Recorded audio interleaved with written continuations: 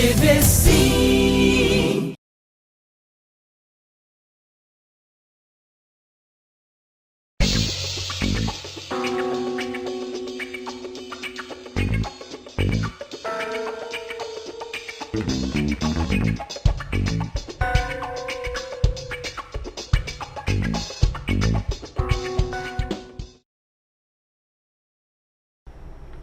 Olá, boa noite. Está começando mais um programa Conversa Franca e o Conversa Franca de hoje, especial, a gente vai falar aqui de saúde.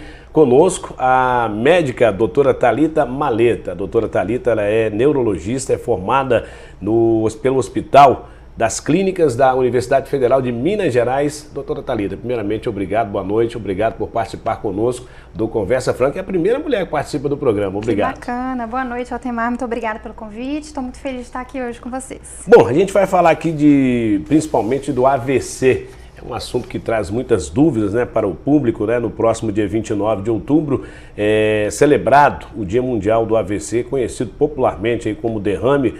É uma das principais causas de morte ou incapacidade com sequelas permanentes em nosso país. Antes aqui eu vou passar um breve resumo, né, da doutora Thalita, que é neurologista desde 2019. Ela atualmente pertence inclusive ao corpo clínico da equipe do Hospital Estadual Silvia Vitos, o corpo de neurologia, a equipe de neurologia, atua também em consultório particular e atende pela rede também São Bernardo, tanto aqui em Colatina como em Linhares, com foco também em neurologia geral de jovens e adultos. Tem experiência no tratamento de cefaleias, que são as dores de cabeça, e atualmente também ela é pós-graduanda em medicina do sono pelo Hospital Israelita Albert Einstein. Portanto, né, um currículo vasto, apesar de jovem. A doutora, então, a partir de agora vai bater um papo com a gente aqui, tirando dúvidas, é claro, de toda a população com relação a esse assunto. O AVC, lembrando, é a segunda principal causa de morte entre as pessoas acima de 60 anos e é a quinta principal causa nas pessoas que têm idade entre 15, isso mesmo, em 15 e 59 anos. AVC, doutora Thalita, quais são os sintomas para a gente começar aqui esse bate-papo? Muito bem, Altemar, ótimo início de conversa, uma boa pergunta para a gente começar. Então, o AVC é uma sigla, né, que significa acidente vascular cerebral.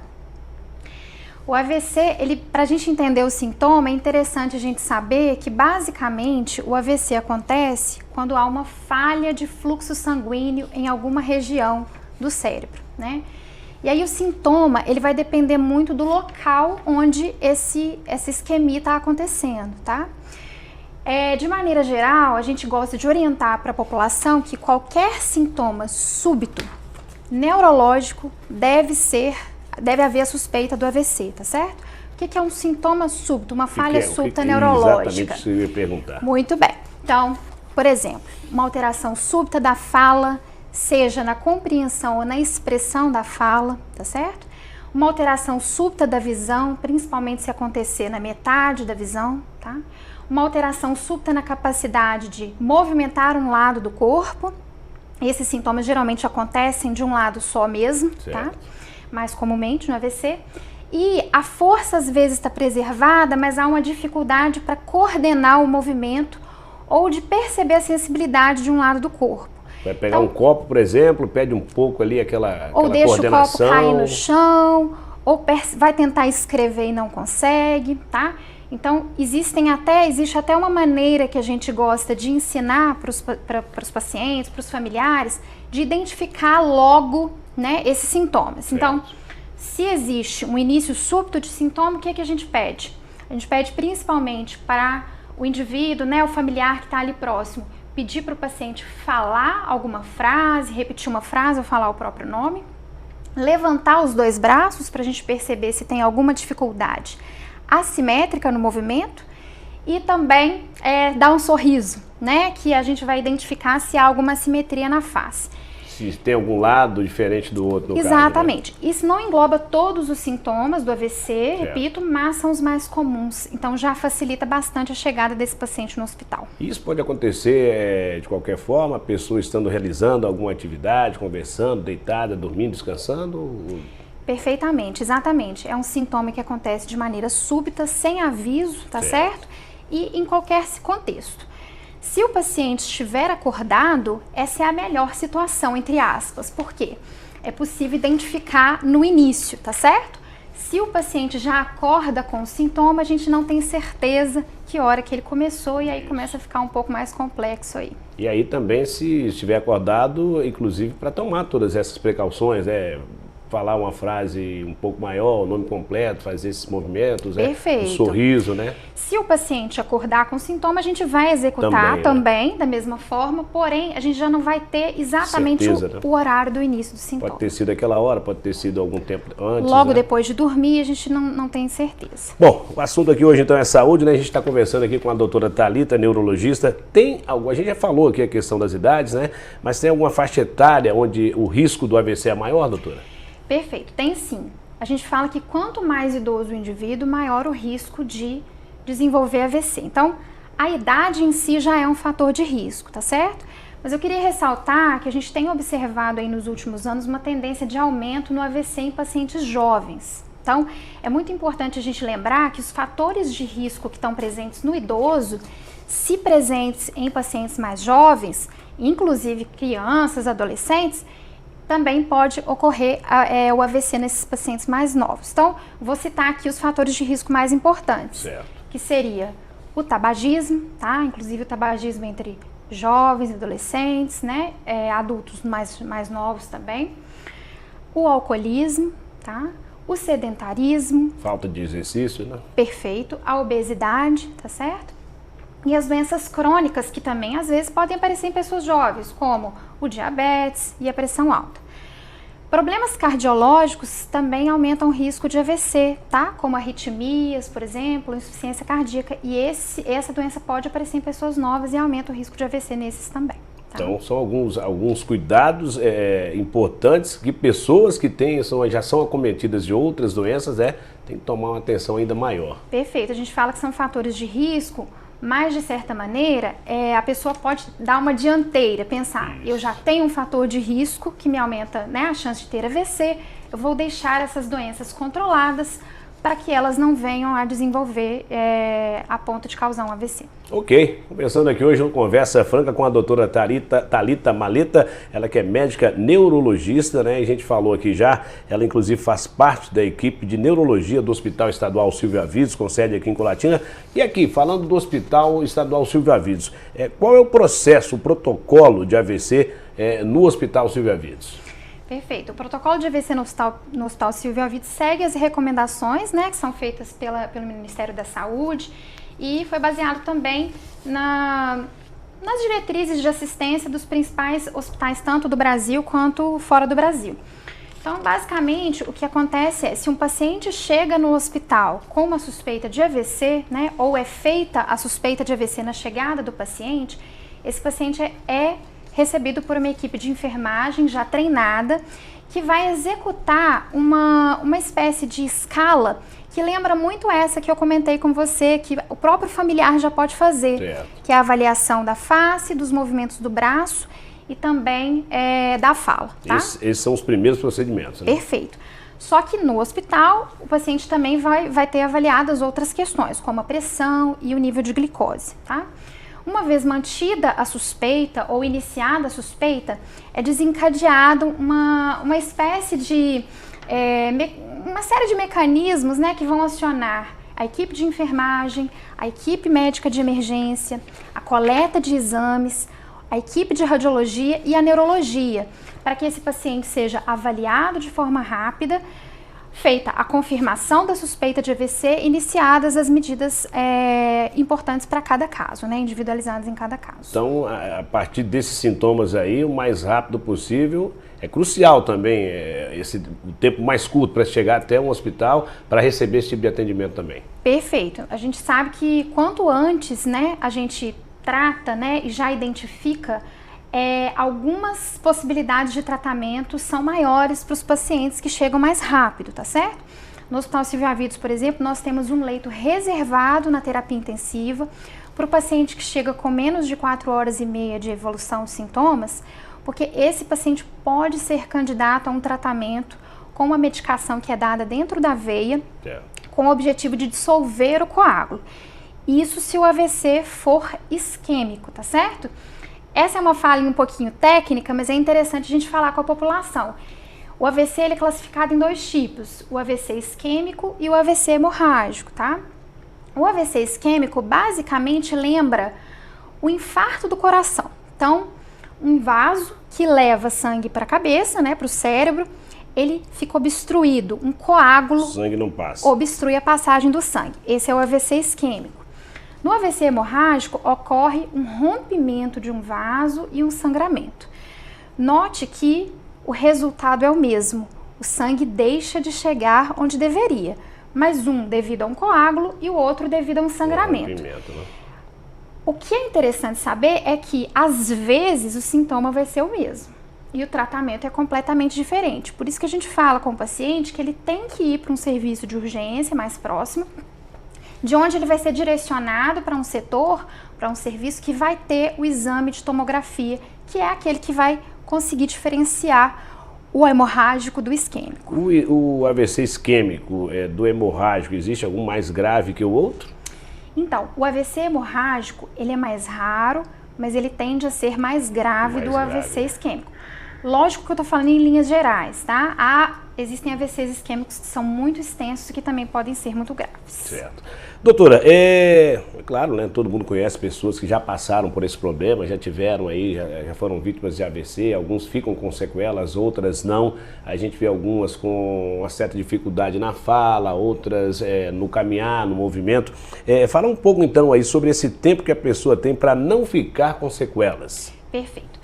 É interessante você falar isso. Todo mundo conhece alguém, né, que já teve AVC ou ouviu falar de alguém.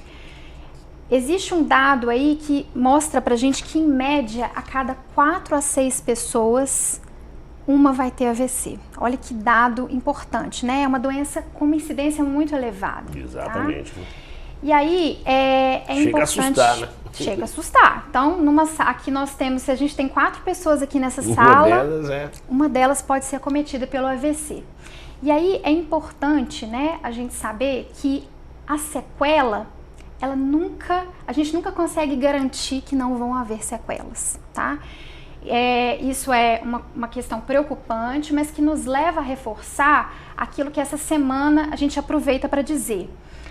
O principal é a gente prevenir o AVC, tá? Porque uma vez ele estabelecido, podem haver sequelas, inclusive irreversíveis, tá? Certo. Agora, uma vez aconteceu o AVC, não foi possível preveni-lo, o que é importante? Chegar ao hospital o mais rápido possível, né? Receber assistência médica o mais rápido possível.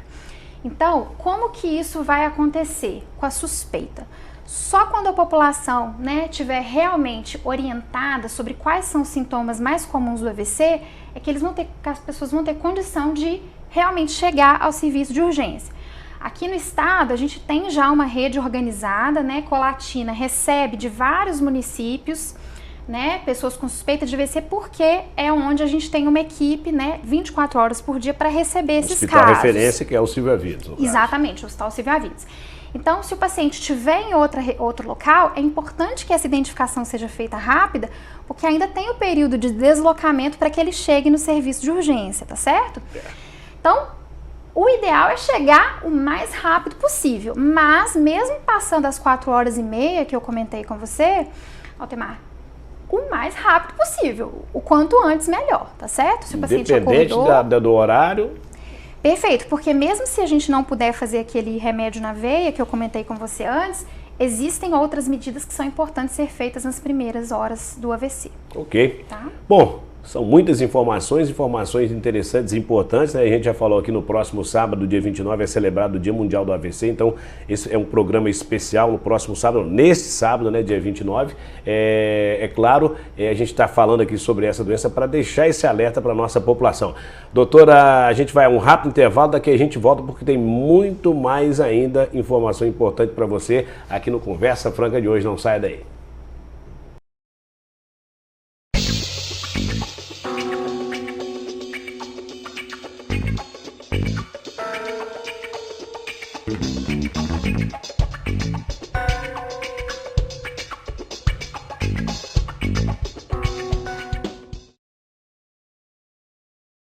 Estamos de volta com o Conversa Franca. Hoje a gente falando aqui de saúde, conversando com a médica neurologista, a doutora Thalita Maleta. Doutora, a gente volta agora, é claro, o assunto hoje, né, é o AVC. São várias informações, né, muitas dúvidas também na nossa população. Agora a gente vai falar do tratamento. Como é que é realizado o tratamento de quem tem o AVC? Perfeito. Bom, primeiro de tudo é a gente identificar se a gente está falando esse AVC, né? Se é isquêmico ou hemorrágico, para fazer essa diferenciação, porque a conduta vai ser diferente. Então, se está faltando sangue no cérebro, né? Definiu o AVC, está faltando sangue no cérebro por causa de um coágulo, a primeira coisa que a gente vai fazer é identificar se é possível dissolver ou remover esse coágulo, tá? Então, se o paciente não tiver contraindicações e chegar rápido no hospital, dentro das 4h30, a gente consegue admitir ele num serviço, né, de urgência, terapia intensiva e realizar o tratamento endovenoso com a medicação, tá? Certo. Acima desse horário, ainda assim é possível, é necessário, inclusive, iniciar um tratamento preventivo. Então, a gente inicia algumas medicações, dentre elas o AS, que vai fazer a prevenção, né, de novos eventos isquêmicos, além de acompanhar o nível de consciência do paciente, acompanhar a pressão, a glicemia. Então, o paciente, dentro das primeiras 24 horas do AVC, ele precisa estar numa estrutura em que isso vai ser realizado, tá? Caso o paciente tenha um AVC do tipo hemorrágico, aí eu já não posso realizar essas medicações, porque elas vão aumentar a chance de sangramento. E o tratamento não é esse, porque afinal de contas sangrou, não tem coágulo. Nesses casos, o paciente precisa ficar monitorizado no serviço de terapia intensiva e às vezes é necessária avaliação de neurocirurgia, quando o volume do sangramento é muito grande ou se o sangramento ocorreu por conta de um aneurisma, por exemplo, o rompimento de um aneurisma. Aí a gente precisa do suporte de uma equipe de neurocirurgia, que é a equipe especialista que vai avaliar a necessidade de uma cirurgia. Mas nem todo AVC hemorrágico precisa ser operado. Isso tem que ser avaliado caso a caso. Bom, a doutora falou de alguns sintomas, né? A questão aí da fala com dificuldade, a visão, alguns movimentos aí sem coordenação. Existe alguma dor que a pessoa também sente quando está sendo vítima de um AVC? Perfeito. A dor no AVC isquêmico não é um sintoma comum, mas a gente observa em alguns tipos de AVCs, principalmente quando ele acontece nas regiões mais posteriores do cérebro, o risco de uma dor de cabeça associada, tá? Agora, a dor súbita intensa, ela geralmente está associada mais aos casos de AVC hemorrágico. Dor de cabeça, no caso. Dor de cabeça, principalmente quando há rompimento de um aneurisma, tá? Então, qualquer dor de cabeça intensa e súbita, associada ou não à perda de consciência, gera suspeita de AVC hemorrágico e precisa ser avaliado com urgência. Quem é hipertenso tem que controlar a pressão, que também pode ser um candidato a ser uma vítima de AVC. Perfeito. O AVC hemorrágico, ele pode acontecer tanto pelo rompimento do aneurisma, mas principalmente por causa de pico de pressão alta. E a pressão alta é uma doença, assim, muito comum na população. E ela é silenciosa. Muitas vezes o paciente está com a pressão elevada, não sabe, e em um belo momento acaba havendo sangramento intracraniano. Bom, inclusive a gente falou aqui dessa questão, frisou bastante, né, a importância de ir rápido para um atendimento médico, né, quando tem aí esses sintomas do AVC. E no intervalo aqui a doutora fez uma colocação importante. Muitas vezes a pessoa sente algum mal-estar, eu vou ficar em casa aguardando para ver se melhora. E aí a situação pode se complicar ainda mais, né? É isso mesmo. A gente estava comentando aqui que dá muita alegria quando o paciente chega rápido ao hospital. E na mesma medida dá uma tristeza muito grande quando a pessoa informa que ficou em casa esperando o sintoma melhorar. Então, quanto antes a gente buscar o serviço de urgência para ser identificado e tomadas as medidas, melhor para o paciente. Bom, é melhor ir até o hospital, chegar lá saber que não é um AVC, não está correndo risco, do que ficar em casa sem saber o que está acontecendo e depois ser vítima de um AVC com consequências mais graves, né? Porque o que era para ter sido feito, né, dentro daquele tempo não foi feito porque a pessoa ficou em casa aguardando. A gente conversando aqui hoje no Conversa Franca com a doutora Thalita Maleta, né? E agora, para a gente finalizar nosso bate-papo, algumas reafirmações que já foi falado aqui, né? Fator de risco e prevenção do AVC, só para a gente deixar bem claro aqui para o nosso telespectador, doutora. Perfeito. Então, os principais fatores de risco do AVC, né? são a idade, as doenças crônicas, então pressão alta, diabetes, obesidade, sedentarismo, que é a falta de atividade física, né? Pacientes que têm doenças cardíacas precisam ser acompanhados, principalmente doença coronariana, que é quando há obstrução das artérias do coração, ou até mesmo arritmias. Então, esses são os pacientes de maior risco para desenvolvimento do AVC, tá certo? E precisam ter essas condições controladas para que não haja essa doença tão grave, né? Que se não levar o paciente a óbito, né? Se o paciente não falecer por conta do AVC, existe uma chance muito grande dele evoluir com sequelas, né? E às vezes sequelas irreversíveis, né? Como perder a capacidade de se comunicar, perder a capacidade de se cuidar, de caminhar, de comer sozinho. Então, realmente é uma doença que vale muito mais a pena a gente investir em prevenção do que em tratamento. Afinal de contas, né, são cerca de 6 milhões de pessoas que perdem a vida por ano em todo o mundo, aí, vítimas do AVC. Para deixar bem claro também como identificar o AVC, antes da gente finalizar, doutora. Perfeito. Então, lembrando, a dor de cabeça pode ser um sintoma do AVC, então qualquer sintoma súbito, uma dor de cabeça súbita, uma incapacidade súbita para falar ou para compreender, né? Isso pode inclusive ser percebido como uma confusão mental. Então, uma confusão mental súbita também é um fator de risco, está dentro da avaliação inicial de AVC. Uma dificuldade súbita para enxergar, principalmente na metade da visão, uma dificuldade súbita para sentir ou para movimentar um lado do corpo e uma incapacidade para coordenar os movimentos ou desequilíbrio. Sempre buscar o serviço de urgência. A gente gosta de falar, costuma falar que tempo é cérebro. Então, quanto antes a gente puder abordar e tratar esse AVC, melhores as chances de recuperação do paciente. Ok, conversa franca então dessa semana, né? A gente abordou aqui o tema saúde com a doutora Thalita Maleta, ela que é neurologista, é de Minas Gerais, não é? Sou mineira. Vem quando para o Espírito Santo?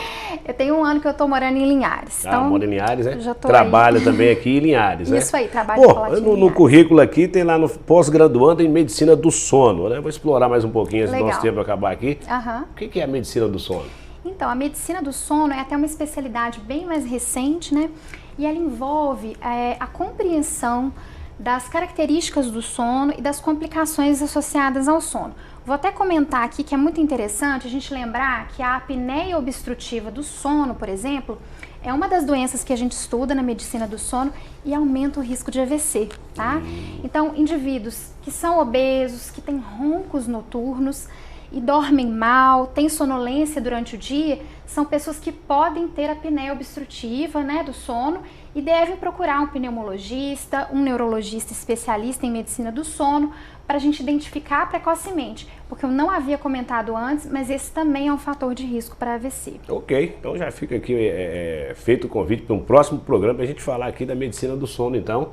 E são assuntos aí que estão atrelados, né? A medicina do sono com o AVC. Numa outra oportunidade a gente vai estar com a doutora Thalita aqui. Mais uma vez a gente agradece, parabeniza o seu trabalho, né? Obrigada, é a primeira mulher a comparecer aqui no programa Conversa Franca, né? Muito obrigada. Eu que agradeço o convite e fico muito feliz de estar aqui também e retorno com certeza. Nós agradecemos, então, aí mais uma vez. A gente agradece também você que nos acompanhou em mais essa edição do Conversa Franca, que volta em uma próxima oportunidade, sempre trazendo aqui uma personalidade e um assunto diferente e interessante para o nosso telespectador. A todos uma boa noite.